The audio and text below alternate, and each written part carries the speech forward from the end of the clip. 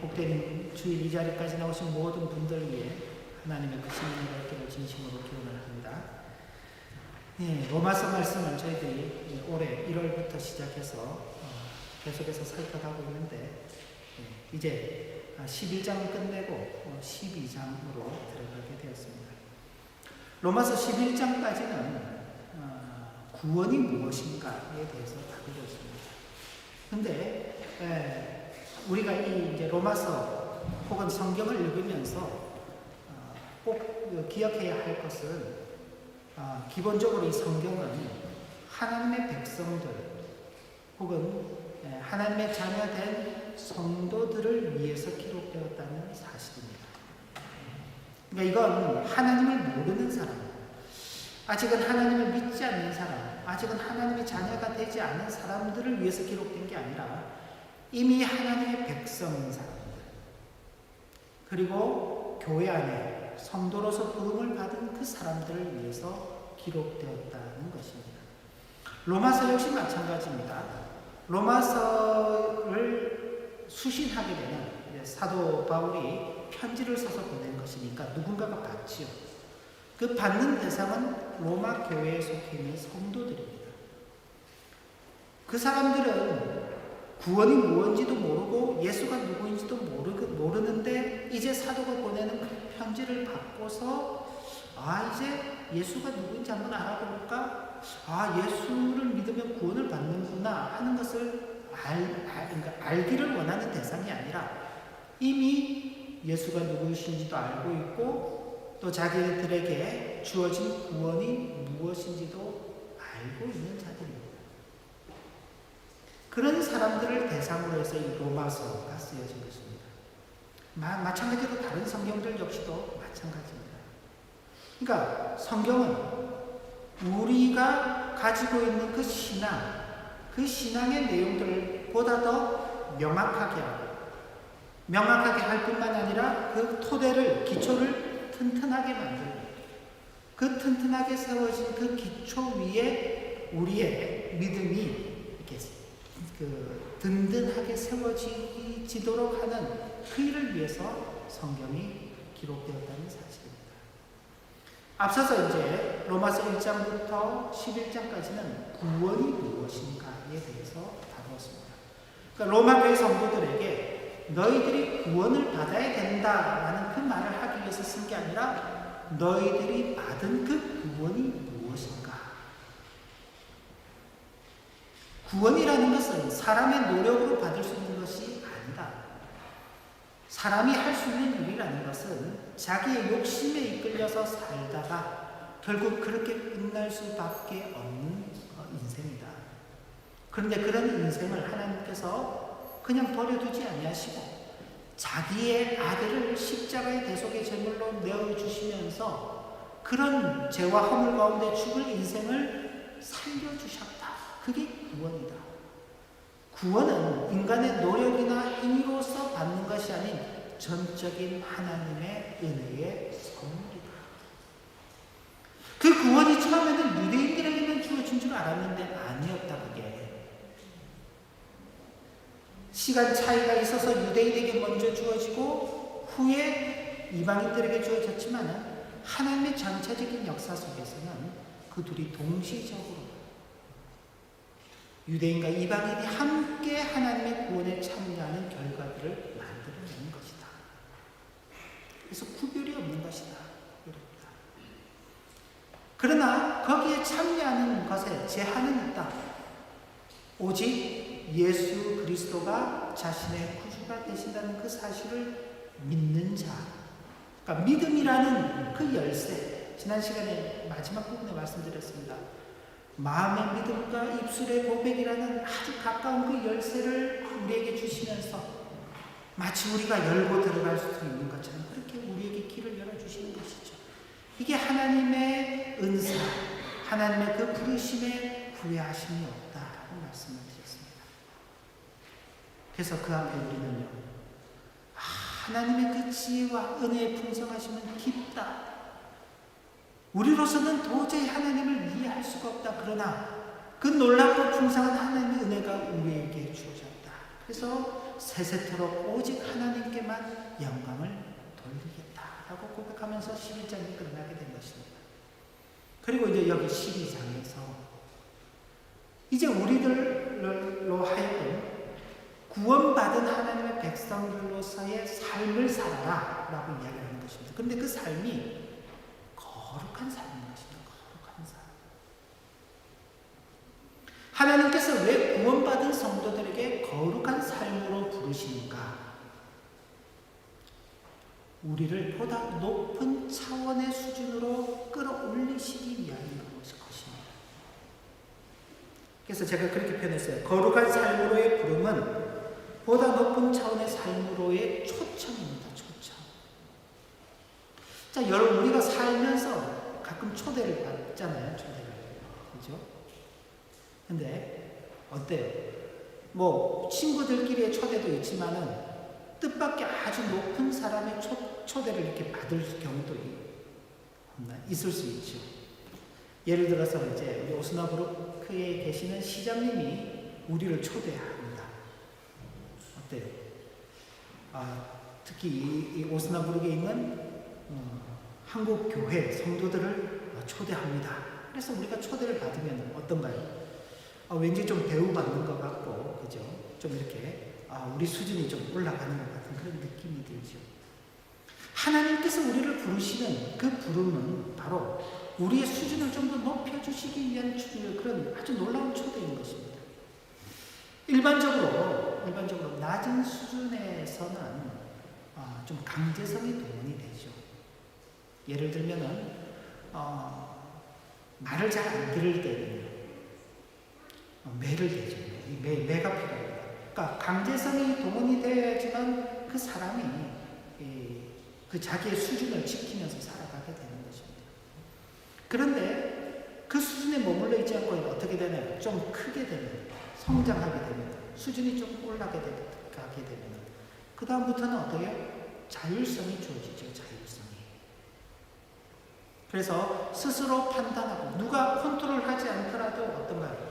스스로 판단을 하고 내가 지켜야 될 것들은 지키고 내가 해야 될 것들은 하고 하지 않을 것들은 하지 않죠. 우리 시민사회도 마찬가지인 것입니다. 그러니까 의식 수준이 높다라고 말할 때 그 의식 수준이 높은 게 뭐에서 드러나나요?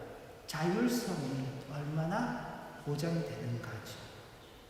자율성이 보장되지 않고 모든 것이 강제적 수단에 의해서 통제가 된다면 그런 사회는 의식 수준이 낮다라고 말하는 거죠.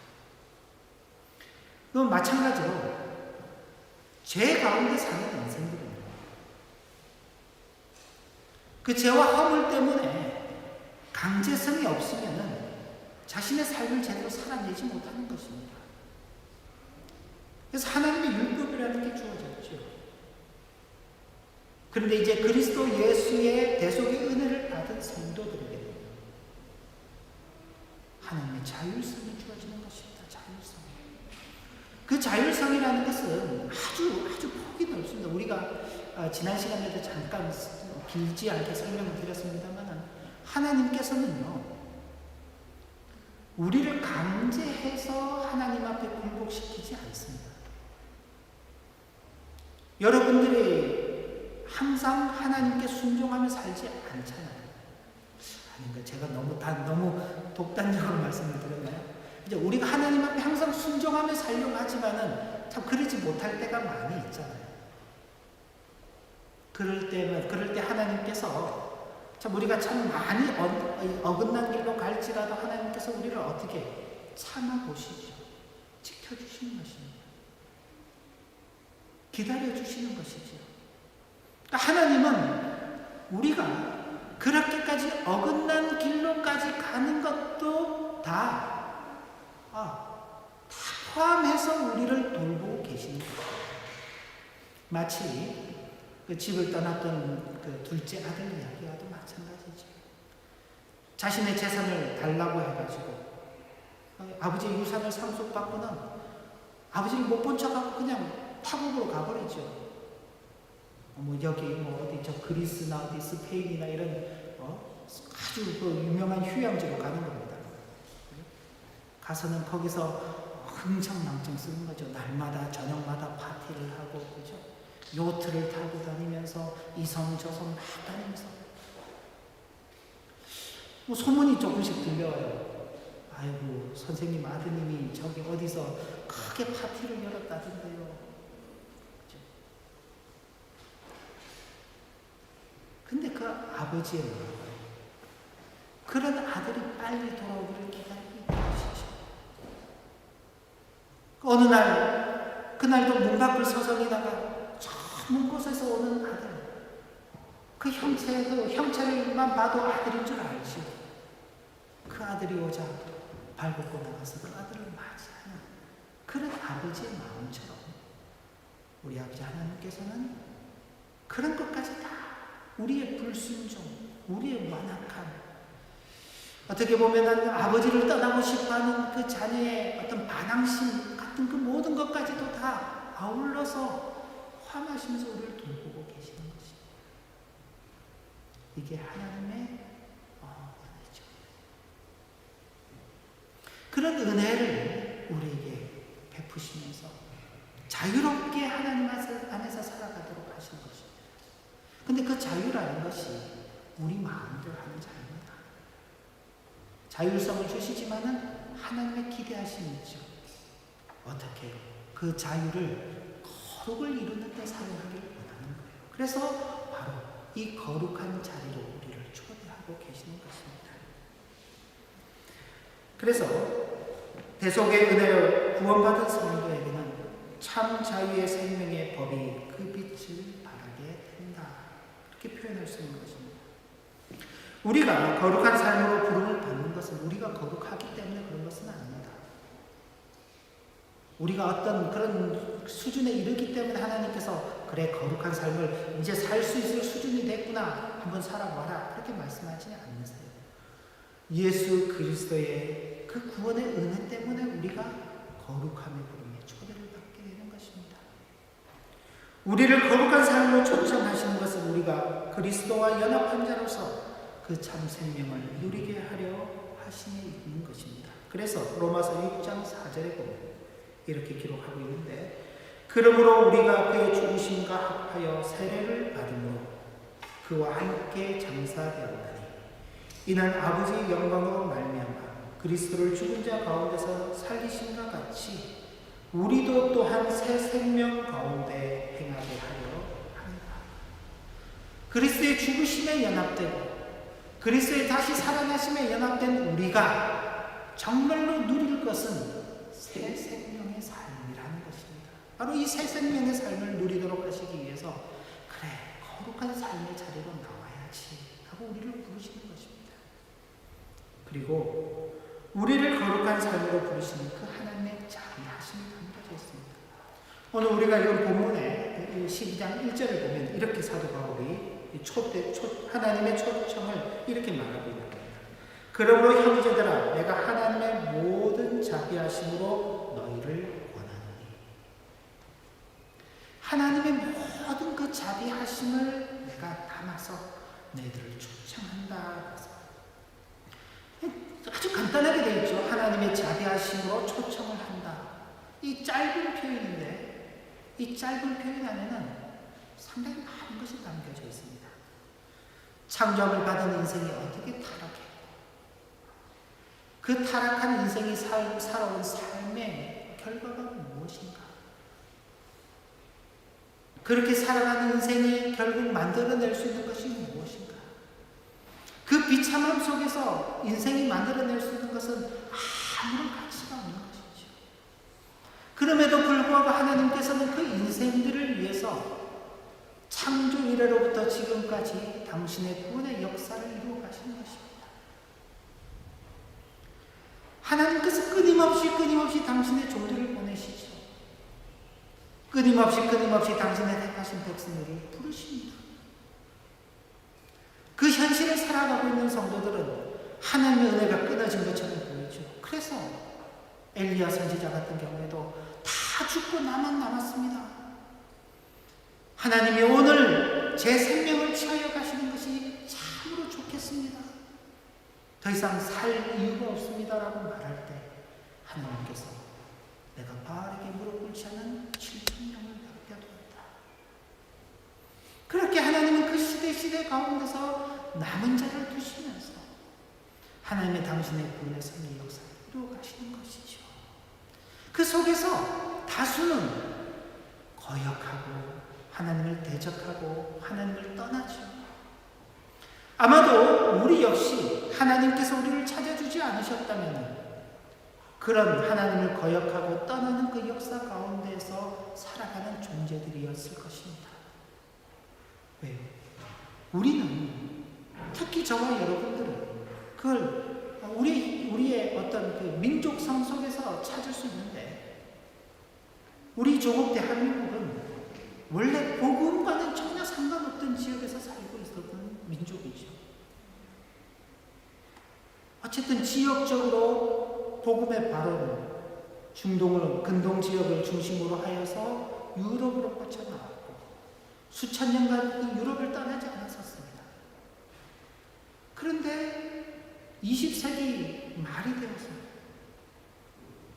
아주 소수의 몇 사람들이 그 낯선 동방의 땅을 찾아서 걸음걸음을 옮기고, 그들이 찾아와서 아무도 환영해주지 않았지만 그러나 복음을 전하고, 그 복음을 전하는 그 소식을 아주 소수의 사람들이 전해 들었는데, 불과 100여 년, 120년 정도 시간이 흐르면서 이제는 한국의 모든 지역들마다 교회당이 없는 지역이 없어요. 심지어는 같은 그 건물 안에 2층, 3층, 4층이 뭐 예배당이에요. 아무개 교회, 아무개 교회, 아무개 교회. 그렇죠? 하나님께서 그렇게 찾아주지 않으셨다면, 하나님의 자비하심이 우리의 조국 대한민국을 포함하지 않았다면 우리는 복음과는 전혀 상관없는 사람들일 것입니다. 혹은 우리 교회 가운데서도 부모님이 신앙하기 때문에 어쩔 수 없이 표현이 좀 그런데 어쩔 수 없이 신앙하게 되는 경우들이 있죠. 근데 그 어쩔 수 없는 그 일이 없었더라면 부모님들이 이 신앙을 접하지 못하고 하나님의 은혜 속에 들어오지 못했더라면 우리는 지금 예수 그리스도와는 전혀 상관없는 그런 자리에서 그런 삶을 살다가 결국은 인생들이 가는 그 멸망의 길로 갈 수밖에 없는 것입니다. 바로 그 하나님의 자비하심이 우리를 부르고 계시고 우리에게 당신께서 주시고자 하는 그 거룩한 삶보다도 높은 수준의 우리의 가치를 드러내며 사는 그 길로 우리를 부르고 계시는 것입니다. 자, 그러니까 어때요? 기쁘신가요? 아니면 부담이 좀 되시나요? 거룩한 삶을 살아야 된다고? 좀 부담이 돼요. 이제 거룩한 삶을 살기 위해서 이제 꼭 준비를 해야 될 게 막 생각나지 않나요? 거룩한 삶을 살아야 되나? 그럼 오늘 저녁부터 어떻게 살아야 되나? 뭘 준비를 해야 되나? 어떻게 준비를 해야지 되나? 근데 여기 아주 놀라운 말씀들이 또 있습니다. 거룩한 삶의 기초는 예수 그리스도시다 하는 사실입니다. 고린도전서 1장 30절 말씀을 보면 이렇게 기록하고 있습니다. 너희는 하나님으로부터 나서 그리스도 예수 안에 있고. 자, 우리는 하나님으로부터 나서 예수 안에 있다고 합니다. 자, 이 말씀에 동의가 되시나요? 아멘이 되시나요? 자, 여러분들께서는 하나님의 창조하신, 하나님의 택하신 가운데에서 예수 그리스도를 믿는 자로서 지금 이 자리에 있죠. 아멘입니다. 그죠? 우리는 그죠? 자, 그 다음 말씀을 보면은 예수는 하나님으로부터 나와서 우리에게 지혜와 의로움과 거룩함과 구원함이 되셨다. 우리는 단지 예수 안에 있는 존재예요. 근데 예수께서 우리에게 오셔서 아니 다르게 보면 우리를 그 안으로 받아들여 주시고 지혜와 의로움과 거룩함과 구원함을 이루시는 그 기초가 되셨다. 모든 그 근본을 누가 제공한다고요? 그리스도께서 제공하신다. 거룩한 삶의 기초는 우리가 쌓는 게 아닙니다. 우리는 다만 누구 안에 있으면 되는 건가요? 그리스도 안에 있으면 되는 것입니다. 그러니까 여러분들은 내가 그리스도 안에 있다는 그 확신 속에 있다. 그 확신을 가지고 있다면 우리는 이미 그 거룩한 삶의 기초 위에 서 있는 것입니다. 조금 더 볼까요? 교회, 즉 성도는 이미 거룩한 삶의 기초 위에 서 있는 것입니다. 역시 고린도전서 1장 2절 보면 이렇게 부르고 있습니다. 고린도에 있는 하나님의 교회, 곧 그리스도 예수 안에서 거룩하여지고 성도라 부르심을 받은 자들과 또 각 처에서 우리의 주 곧 그들과 우리의 주 대신 예수 그리스도의 이름을 부르는 모든 자들에게 라고 말하고 있습니다. 자, 고린도에 있는 하나님의 교회, 이 고린도에 있는 믿는 자들이죠. 우리식으로 표현하면 오스나부르크에 있는 하나님의 교회, 누군가요? 우리를 부르는 것입니다. 근데 그 교회를 두고 뭐라고 말하느냐? 곧 그리스도 예수 안에서 거룩하여질 것이고 아닙니다. 이미 거룩하여졌다는 것입니다. 거룩하여졌다. 그런데 우리가 고린도전서 말씀을 잘 살펴보면은 이렇게 시작하고 있지만 고린도전서의 말씀이 계속되면은요, 고린도 교회 가운데 여러 가지 문제들이 밝혀집니다. 형제들 간의 싸움, 믿는 자, 우리 성도들 간에 막 싸움이 있어요. 근데 그 싸움이 그냥 치고받는, 이렇게 자기들끼리 말다툼하는 그런 정도의 싸움이 아니라 세상 법정으로까지 가는, 소송을 하는 싸움으로. 그죠? 우리, 그잖아요. 일반적으로 우리가 그냥 서로 간에 이렇게 좀 다투는 일이 있으면 안 보면 그만이지. 그러고는 좀 안 본단 말이에요. 그런 일만 있어도 아유 참 저 교회는 참 성도들이 저렇게 서로 인사도 하지 않고 서로 이렇게 등을 지고 격을 지고 이렇게 있으면은 참 그렇다라고 생각하죠. 그런데 서로 소송을 거는 거예요. 변호사를 사고 재판에 나가가지고 서로 싸움을 하는 거예요. 그런 교회를 두고 콩가루 교회라고 그렇게 하겠죠. 콩가루 교회. 그런 지간을 두고 콩가루 지간이라고 말하잖아요. 그죠? 표현할 수 있겠죠. 고린도 교회가 그랬습니다. 뿐만 아니라 거기에는 음행의 문제도 있었어요. 음행의 문제도. 성적으로 문란했다는 것이죠. 우상에게 바친 재물을 먹는 일도 있었고요. 서로 간에 자기들이 가진 어떤 은사를 자랑하면서 다른 성도들을 무시하는 일들도 있었습니다. 교회 안에 있는 가난한 사람들을 무시하는 일들도 있었어요. 우리 교회 가운데 그런 일이 하나만 있어도 참 우리는 그게 심각하다고 생각할 건데 고린도 교회는 그 모든 문제를 다 가지고 있었단 말이에요. 그런데 그 교회를 부르면서 뭐라고요? 그리스도 예수 안에서 이미 거룩하여진 교회, 거룩하여진 성도라고 그렇게 표현하고 있는 것입니다. 근데 이게 고린도 교회만 이야기하는 게 아닙니다. 우리가 읽어가는 로마서도 보면은 로마서 1장의 앞절을 보면은 이렇게 부르고 있습니다.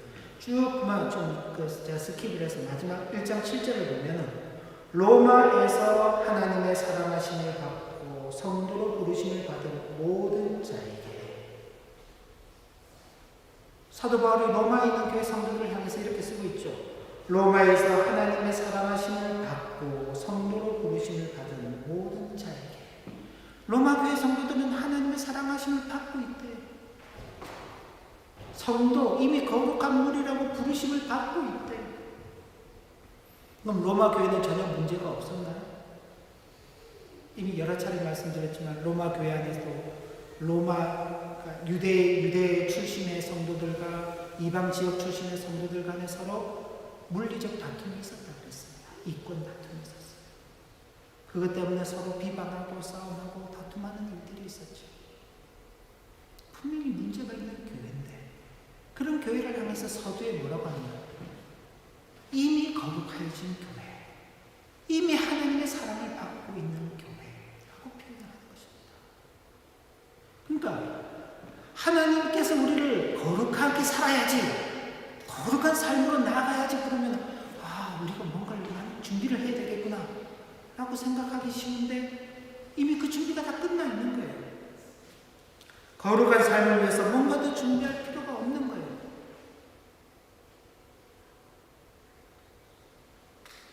그러면 우리가 조심해야 될 것은 그 기초에서 떠나지 않는 것입니다.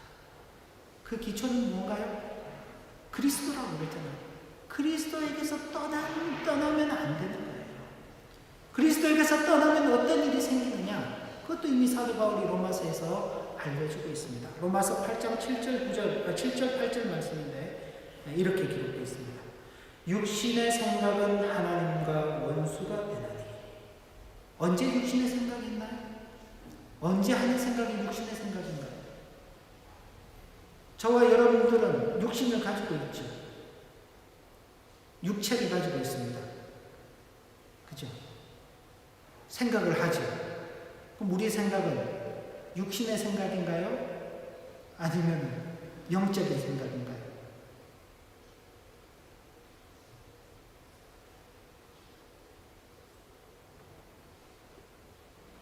자, 이게 이제 이 1차원적으로 이해를 하면 그렇게 되는 겁니다. 그렇죠? 여기서 육신의 생각이라는 것은 그리스도를 떠난 생각이죠. 그리스도 밖에 있는 생각. 그리스도를 떠난 생각은 어떻게 된다고요? 하나님과 원수가 된다. 이는 하나님의 법에 굴복하지 아니할 뿐 아니라 할 수도 없다. 그러니까 그리스도를 떠나는 그 순간 성도의 그 거룩한 삶의 기초는 다 무너져 버리는 것입니다. 다시 어떤 수준으로 돌아가는 건가요? 낮고 비참한 수준으로 돌아가는 것입니다. 죄와 사망과 허물 가운데 죽은 인생의 수준으로 돌아가는 것입니다. 물론 겉으로는 멀쩡하게 살아갈 수 있습니다. 겉으로는 우리 보기에 훨씬 우리보다도 더 나은 삶을 살아갈 수 있어요. 좋은 집에서 살고 좋은 것을 먹고 입고 좋은 차를 타고 다니며 살 수 있지요. 그러나 그의 모든 삶은 하나님의 거룩과는 상관이 없는 삶이 되기 때문에 바로 하나님을 기쁘시게 할 수 있는 그런 하나님의 심판을 받는 그런 삶을 살 수밖에 없는 것입니다. 언제요? 그리스도를 떠나게 될 때. 그러니까 우리를 이미 그리스도 안에 있게 하신 그 하나님 은혜 속에 그 은혜를 그냥 그대로 받고 그것이 내 것임을 인정하고 그 삶을 살아가면 되는 것입니다. 그래서 그 뒤에 나오는 거룩한 삶에 대한 대원칙, 표현을 좀 그렇게 해놨습니다. 거룩한 삶의 대원칙이라고 했습니다. 사도 바울이 이렇게 우리에게 그 원칙을 가르쳐주고 있습니다. 너희 몸을 하나님이 기뻐하시는 거룩한 산 제물로 드리라. 우리 몸을 하나님께서 기뻐하시는 거룩한 산 제물로 드리라고 합니다. 자, 여기에 먼저 우리가 생각해야 하는 것은 하나님께서 우리의 몸을 산 제물로 드리라고 말할 때에는 이미 우리가 하나님께 속해 있다는 전제가 깔려 있는 겁니다. 왜냐하면 구약에서 하나님 앞에 제사를 드릴 때 짐승의 제물을 드렸죠. 짐승의 제물을 드릴 때에 부정한 것이나 흠 있는 것은 하나님 앞에 제물로 드릴 수가 없습니다. 만약 흠이 있거나 부정한 것을 하나님께 드리면은 오히려 그것이 부정한 것이 되어서 하나님의 징계를 받게 되어 있습니다. 그러니까 하나님께서 그 제물을 내게 바치라라고 말했을 때는 그것이 하나님께서 받으실 만한 것이다. 하나님께서 받으시기에 충분하다라는 그 단서가 붙는 것입니다. 마찬가지로 하나님께서 우리에게 너희 몸을 거룩한 산 제물로 드리라고 말할 때 때에는 우리가 이미 하나님께서 받으신 만한 하나님께 속해 있는 상태다라는 것이 전제되어 있는 것입니다. 그래서 거룩한 산 제물로 드리라는 명령이 붙어 있는 것입니다. 그런데 여기 이제 우리의 몸을 드리라 그러니까 몸을 어떻게 드려? 뭐 손가락을 하나 잘라서 드리나? 뭐 눈을 하나 뽑아서 드리나? 이런 생각을 하기 쉬운데 이 몸도 그냥 단순한 우리의 어떤 그 육체를 두고 말하는 것이 아니라 우리의 전인격, 우리의 실존을 두고 너희의 실존적 삶, 너희 전인격적인 삶을 하나님께 드려라 하는 것입니다. 사람이 몸이 더러운가요? 아니면 그 정신이 더러운가요? 몸이 더러운 것은 씻으면 깨끗해지죠. 정신이 더러운 것, 마음이 더러운 것은 어떻게 씻을 길이 없는 것입니다. 하나님께서 우리의 몸만을 원하실까요?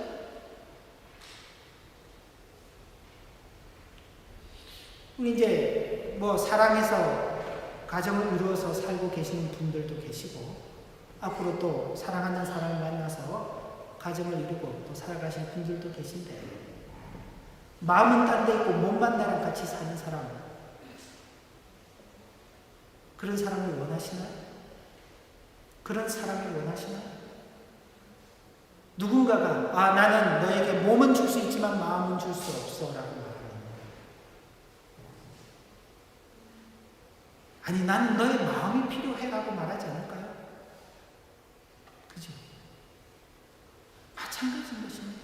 하나님께서 우리의 몸이라고 표현했지만 그것이 단순히 우리 육체만을 두고 말하는 것이 아닙니다. 우리 전인격적인 삶을 포함하고 있는 것이죠. 하나님께서는 바로 그런 삶을 하나님께 드리는 것을 기뻐하시는 것입니다. 그러니까 우리가 이런 면들을 잘 생각을 해야 되는 것이죠.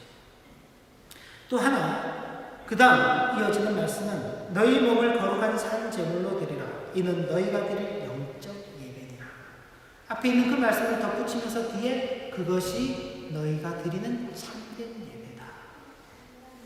그러니까 우리가 거룩하고 신실한 삶을 사는 것, 전인격적인 우리의 실존을 통해서 하나님께 드려지는 그 삶을 사는 것이 참된 예배다.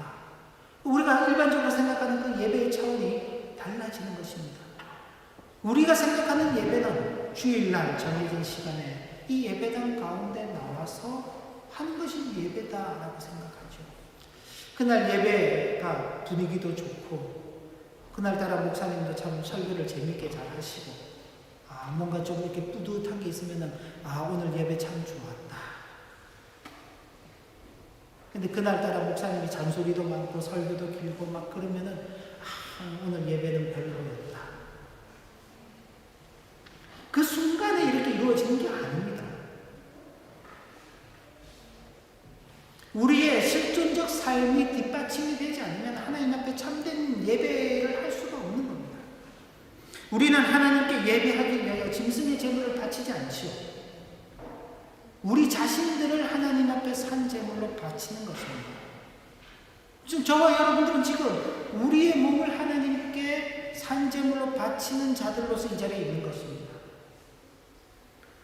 그렇기 때문에 우리가 하나님께 바쳐졌다, 하나님께 우리를 드린다, 하나님께 우리가 예배한다라고 말할 때 그 속에는 하나님의 말씀에 대한 순종, 그 말씀의 가르침에서 벗어나지 않는 그 자세, 그 말씀이 가는 그 길을 향해서 가고 그 말씀이 멈추는 그 자리에서 멈추는, 그래서 하나님께서 우리에게 기대하시고 원하시는 그 삶 속에서 살아가는 것입니다.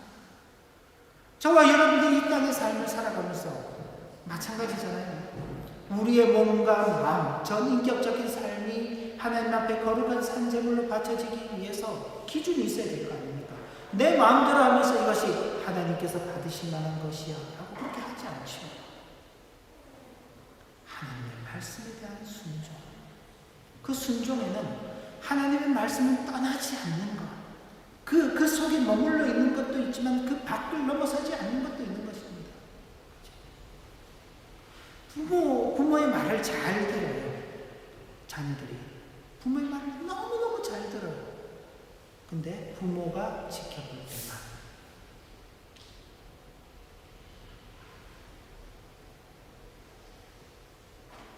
그 부모가 지켜보지 않는데도 잘 지켜야죠. 잘 들어야죠. 법을 너무나 잘 지켜요. 법을. 경찰이 있는 동안만. 그건 아까 서두에 말씀드렸던 것처럼 낮은 수준에 머무는 그런 상태인 것입니다. 누가 보든지 보지 않든지, 부모가 함께 있든지 없든지 간에 부모가 내게 하신 그 말씀을 잘 기억하면서 그 말씀을 지키고 그 말씀 밖으로 나가지 않는 것, 그게 좋은 자녀죠. 학교에서는 그런 학생이 좋은 학생인 것입니다. 우리가 살아가고 있는 이 시민사회 속에서는 그런 사람들이 많을수록 그 사회의 의식적, 도덕적 그 수준이 높아지는 것입니다. 우리가 그런 학교를 다니고 싶고 그런 사회 속에 속해서 살고 싶지 않나요? 우리의 자녀들, 우리의 가정이 그런 수준 있는 가정이 되고 싶지 않나요? 다 그걸 원하죠. 그냥 하나님 앞에서 사는 것도 마찬가지인 것입니다.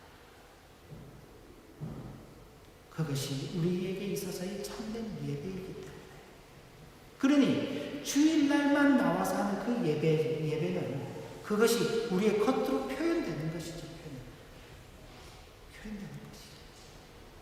그러나 정작 우리의 삶 속에서 끊임없이 살아내야 하는 것들은 항상 언제든지 열려 있는 것입니다. 그래서 그 다음 말씀이 덧붙여지는 겁니다. 이 세대를 본받지 말고 오직 마음을 새롭게 함으로 변화를 받으라. 여기 이 세대라고 표현했지만 그걸 다르게 표현하면 이 세상이라고 할 수 있습니다. 이건 그리스도와는 반대되는 것입니다. 반대되는 개념입니다. 세상과 반대되는 개념은 그리스도죠. 그리스도. 이를 달리 표현하면 그렇습니다. 오직 그리스도를 본받을 때에만 마음이 새롭게 되는 변화가 일어나게 된다는 것이죠. 그러니까 그리스도를 본받는 삶. 그리스도를 본받아라 그러니까 또 막 십자가에 주님께서 달리셨다고 같이 십자가에 달리고 막 그러면 안 되는 거예요. 그건 그리스도를 본받는 게 아니에요. 그리스도께서 우리에게 하신 말씀, 그분께서 그 일생의 생을 통해서 우리에게 보여주신 내용들. 우리가 마태복음을 읽으면서 지난달 마태복음을 읽었습니다. 마태복음을 읽으면서 그리스도 예수께서 이 땅에 오셔서 왜 그런 일들을 하셨을까? 도대체 그분의 마음이 무엇이었을까? 읽으면서 저는 늘 그 생각이 들어요. 예수님께서 그냥 예루살렘에 입성하실 때 그 군중들이 호산나 다윗의 자손이여 왕이시여 호산나 그럴 때 그때 그냥 유대의 왕으로 딱 등극을 하셨거든요. 근데 그렇게 들어가셔서 하신 일이 교회 예배당 들어가서 성전에 들어가서 성전 막 성전 깨끗하게 하시는 그 일들을 하셨잖아요. 그냥 오병 이에 떡을 주실 때, 떡을 나눠 주실 때 사람들이 우리 왕이 되어 주소서 그럴 때 왕이 되시면 되죠. 아니면 십자가에 달려 계실 때 내려와보라 그러면 우리가 나와 예수 하나님의 아들인 것을 믿겠노라 그럴 때 그냥 탁 뽑고 내려오시면 되잖아요.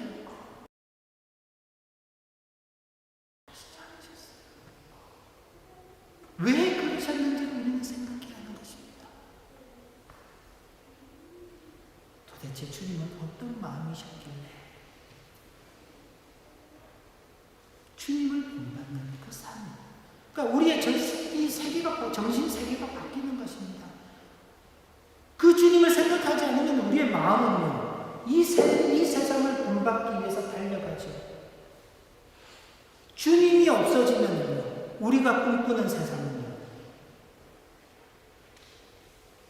예수 안 믿는 사람들이 꿈꾸는 세상과 똑같은 것입니다. 똑같은 것입니다. 근데 주님이 들어오는 보는 세상은 전혀 다른 세상이 되는 것입니다. 그리고 그 주님으로 인한 그 새로 열리는 그 길을 보면서 우리의 걸음이 정체, 멈춰져 있지 않고 계속 전진해 나가는 것입니다. 멈춰 있는 것은 태보입니다. 태보. 그죠? 제자리를 지키고 있는 것은 그건 정상적인 게 아닙니다. 유치원을 마치고 이제 거린도 순례로 올라가는데 유치원에서 하는 일을 그대로 거린도 순례 졸업할 때까지 한다. 뭔가 지금 정상이 아닌 것이죠. 거린도 순례를 마치고 이제 김나지움으로 올라가고 그죠? 높은 학년으로 올라갔는데 계속 어릴 때처럼 행동을 하고 있다. 뭔가 좀 그죠? 뭐 짧은 기간 그럴 수 있지만 그 기간이 긴 거예요. 그래서 그냥 김나지움을 마칠 때가 됐는데도 여전히 그냥 초등학교 거린도 순례처럼 그렇게 생활하고 있다 그러면은 그건 정말 정상이 아닌 거죠. 우리의 믿음, 우리의 걸음도 마찬가지인 것입니다. 예수 그리스도를 마음에 모셨는데 그 걸음의 변화가 없다면요 안 되는 것입니다. 그래서 변화를 받으라. 머물러 있지 말아라. 날마다 조금이라도 지렁이도 꿈틀거리면서 앞으로 전진해 나가잖아요. 지렁이도. 우리도 그렇게 꿈틀거리면서라도 앞으로 나가는 것입니다. 누구 때문에? 그리스도를 모시고 있기 때문에. 그리고 마지막으로 하나님의 선하시고 기뻐하시고 온전하신 뜻이 무엇인지를 분별하고 있습니다. 하나님의 뜻을 아는 것은 참된 지혜입니다. 그런데 이 참된 지혜의 뜻이 하나님을 알기 위해서는 하나님께 집중해야 하는 것입니다. 성경 말씀이 어렵죠. 왜 어려울까요? 왜 어려울까요? 신학을 안 해서. 신학을 해도 성경 말씀은 어렵습니다. 왜 어렵나요? 첫째는 성경 말씀을 믿음으로 받아들이지 않으면 일단 어렵습니다. 이성적으로는 이해가 되지 않는 것이 너무 많아요. 어떻게 물고기 2마리, 보리떡 5개 가지고 5,000명을 먹이고도 12광주리가 나오나? 이성적으로 이해가 되지 않습니다. 그래서 독일의 합리주의자들, 신학자들 중에도 합리주의자들이 있습니다. 각자 도시락을 들고 왔다가 예수님께서 기도하신 후에 도시락을 다 꺼냈다. 근데 놀라운 건 꺼냈는데 남은 게 더 많다. 말이 안 되죠. 그렇습니다. 그러니까 이성적으로는 일단 이해가 되지 않는 것입니다. 믿음의 눈으로 바라본다면. 또 하나, 하나님의 말씀에 집중해야 하는 것입니다. 물론 이건 이제 듣는 설교 말씀을 듣는 그 순간의 집중이라는 것도 필요합니다만은 우리의 모든 관심이 하나님의 말씀에 가르침이 있어야 하는 것입니다. 아까 전체적으로 연결이 되는 말씀입니다만은 어떤 판단을 할 때 하나님께서 우리에게 뭐라고 말씀하시는가? 특히 우리의 자녀들이 앞으로의 진로를 결정할 때 내가 원하고 또 세상에서 사람들이 보기에 괜찮은 그런 어떤 진로들, 대우를 받고 성공이라고 말할 만한 그런 것들을 선택하기 때문에 하나님께서 과연 이 길을 보시면서 뭐라고 말씀하실까? 하나님께서는 내가 이 길 걸어가시는 것에 대해서 어떻게 평가하실까? 그 기준을 가지고 자신의 진로를 선택하는 것입니다. 그 속에서 어떤 직업을 선택하고 어떤 과정을 선택하는지는 자율성이 맡겨져 있습니다. 하나님께서 너 기특한 생각을 한다. 참 내가 기뻐하는 삶 너 신학해라. 다 그러지 않습니다. 너 다 목사 되라, 선교사 되라 그러지 않아요. 그러지 않습니다. 그 자율성은 각자에게 다 열려 있습니다. 중요한 것은 내가 선택하고 가는 그 길이 하나님께서 보실 때는 과연 어떤 길가를 먼저 생각하는 것입니다. 그런 것들이 하나님께 집중하는 것입니다.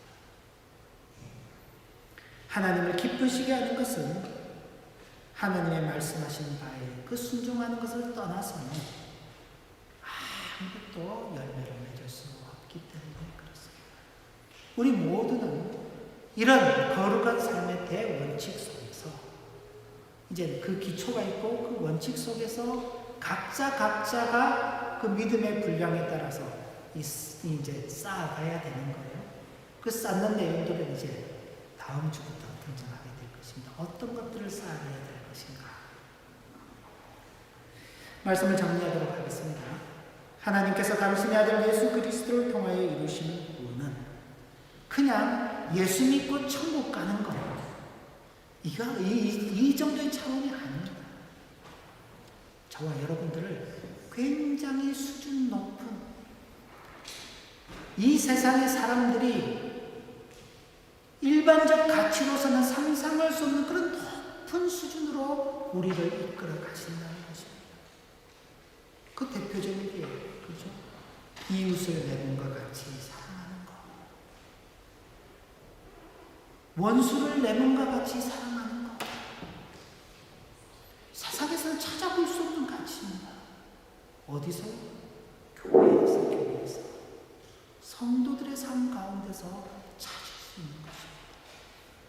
바로 하나님께서 그런 높은 가치, 높은 수준으로 우리를 이끄시는 것, 그것이 하나님께서 이루시는 구원입니다. 그리고 우리는 이미 그 구원을 받은 자들로 이 자리에 있는 거예요. 이미 준비는 다 끝나 있습니다. 우리의 거룩한 삶의 기초가 되신 예수 그리스도 위에 굳게 서서 제시된 원칙들을 마음에 잘 새기고 거룩한 삶으로의 여정을 우리 모두가 잘 걸어가게 되시기를 진심으로 기원을 합니다. 기도드립니다. 하나님 아버지, 어쩌면 우리가 예수를 믿으면서 꿈꾼 것은 막연하게나마 내가 죽어서 지옥이 아닌 천국에 있기를 소망하는 것이고, 아니면 이 땅을 살아가면서 예수의 이름으로 기도해서 우리의 외형들이 변화되고 우리의 육체가 변화되는 그런 것들을 기대했는지 모릅니다.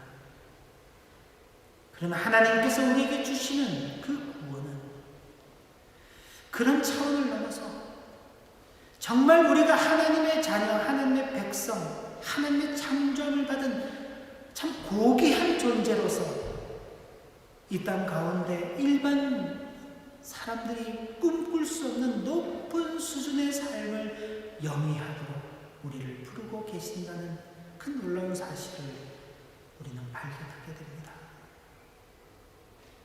우리에게 그런 삶을 살아보라고, 그런 삶을 살기 위해서 기초를 잘 닦아보라고 말한다면 우리는 할 수 없습니다. 그러나 그리스도께서 친히 그 기초가 되어주시고 모든 원칙들을 이미 우리에게 다 가르쳐 주시고 그 거룩한 삶을 살아가도록 우리를 불러주신 것, 참으로 값진 은혜인 것을 고백하지 않을 수 없습니다. 이 놀라운 은혜를 받은 성도답게 우리 일생의 여정이 거룩한 삶을 이루어가는 참으로 가치 있고 보석과 같이 빛나는 그런 일생이 되도록 인도하여 주옵소서. 예수님 이름으로 기도 올리옵나이다. 아멘.